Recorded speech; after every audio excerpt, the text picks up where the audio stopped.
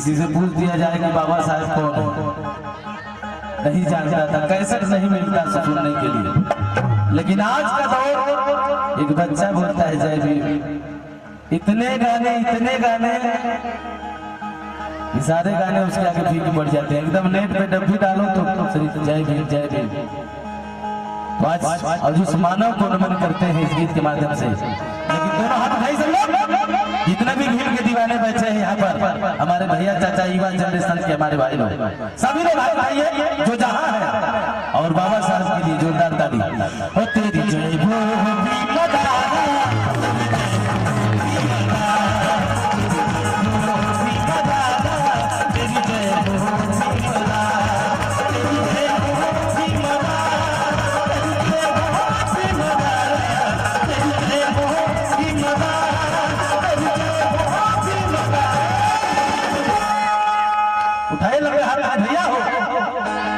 Mission के सिपाही हमारे जहाँ रहते हैं तब गर्दा कर देते हैं।